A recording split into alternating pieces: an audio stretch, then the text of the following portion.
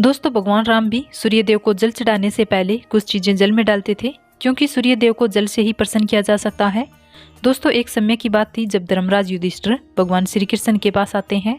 जिस समय वो आते हैं उस समय भगवान श्री कृष्ण सूर्य देव को जल चढ़ा रहे थे। भगवान श्री कृष्ण को देखकर युधिष्ठिर असमंजस में पड़ गए और भगवान श्री कृष्ण से पूछा कि हे माधव, आप तो स्वयं विष्णु अवतार हैं, इस समस्त संसार के स्वामी हैं, सूर्य चंद्र आपके ही नेत्र हैं, तो आप फिर साधारण मनुष्य की भांति सूर्य देव को जल अर्पण कर रहे हैं। इसका महत्व बताइए, मैं जानना चाहता हूँ।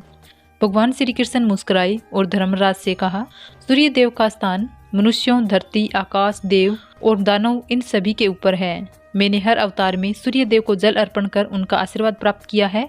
जब मैंने राम अवतार लिया था तब भी सूर्य देव की कृपा से यश, तेजस और स्वस्थ देह की प्राप्ति की थी।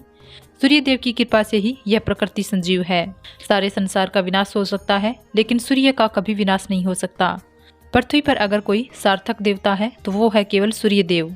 इसलिए हर मनुष्य को सूर्य देव की आराधना अवश्य करनी चाहिए। भगवान श्री कृष्ण के यह कथन सुनने के बाद धर्मराज युधिष्ठिर सूर्य देव के भक्त बन गए।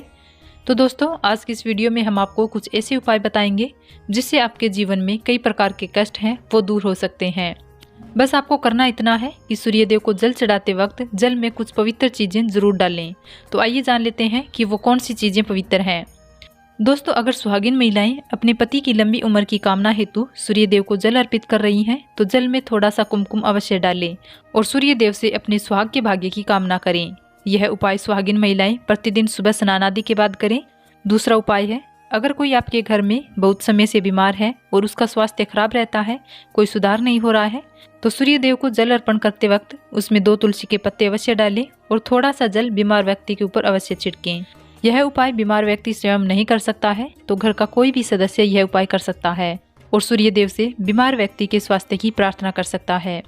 अब अगला उपाय है, दोस्तों अगर आपकी विवाह के कार्य में अड़चन उत्पन्न हो रही है या आपके विवाह के योग अभी तक नहीं बन रहे हैं तो प्रतिदिन सुबह सूर्य से पहले जागकर स्नान आदि कर सूर्य देव को जल अर्पित करें और जल अर्पित करते समय जल में थोड़ी सी हल्दी अवश्य मिला लें। अगला उपाय है, अगर आपको संतान प्राप्ति नहीं हो रही है या संतान योग नहीं बन रहा है तो महिलाएं सूर्य देव के जल में थोड़ा सा घी और कच्चा दूध डालकर संतान प्राप्ति की कामना करते हुए सूर्य देव को जल अर्पित करें। यह उपाय आप तब भी कर सकती हैं जब आपकी संतान को कोई कष्ट हो, आपकी संतान का कोई कार्य नहीं बन रहा हो, तो उसके कष्टों की समाप्ति को दूर करने के लिए आप यह कार्य कर सकती हैं। दोस्तों अगर आपको लगता है कि आपके घर में कभी धन नहीं टिकता है, घर में पैसे नहीं आते हैं, चले जाते हैं, तो धन प्राप्ति के लिए, यश प्राप्ति के लिए सूर्य देव के जल में थोड़े से कच्चे चावल अवश्य डालें। यह उपाय आप कम से कम 40 दिनों तक अवश्य करें। आप इस उपाय को करते समय बीच में ना रुकें, लगातार 40 दिनों तक करें, इसलिए आपको सफलता मिलेगी। सूर्य देव को जल चढ़ाते समय ओम सूर्य नमः इस मंत्र का जाप अवश्य करें। दोस्तों वैसे तो सूर्य की उपासना रोज करनी चाहिए, लेकिन रविवार के दिन सूर्य देव को जल चढ़ाते वक्त जल में थोड़ी सी शक्कर मिला लें और मीठे जल को अर्पण करें तो उसका फल सबसे ऊपर माना जाता है।